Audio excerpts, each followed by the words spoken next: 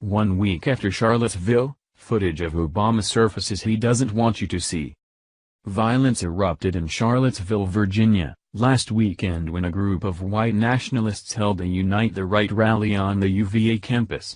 1 week later, footage of former President Barack Obama has surfaced which he doesn't want you to see.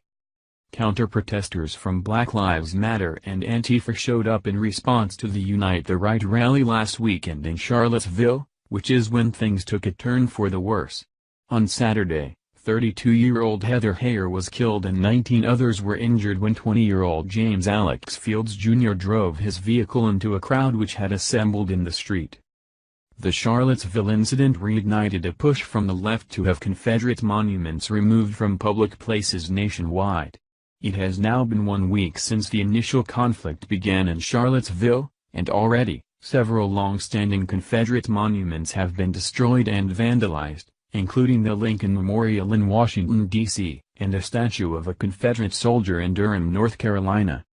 In the midst of the nationwide conflict surrounding symbols of the Confederacy, footage of former President Barack Obama has surfaced which he undoubtedly wishes had stayed hidden. Unfortunately for him, nothing ever disappears forever anymore. Once it exists in the bowels of the internet, it can resurface at any time to come back and haunt you. The footage of Obama has surfaced on social media, and it proves just how hypocritical both he and all of his cronies on the left truly are.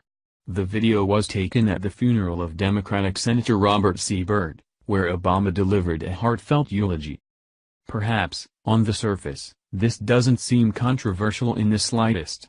After all, what's so unusual about the leader of the Democratic Party eulogizing a liberal senator? A quick trip down memory lane will explain everything you need to know. That's right, Byrd was once a high-up leader of the KKK before stepping into elected office, according to Daily Caller. But, the left was apparently just fine with that. We know there are things he said and things he did that he came to regret, Obama said at Byrd's funeral. I remember talking about that the first time I visited with him. He said, there are things I regretted in my youth, you may know that.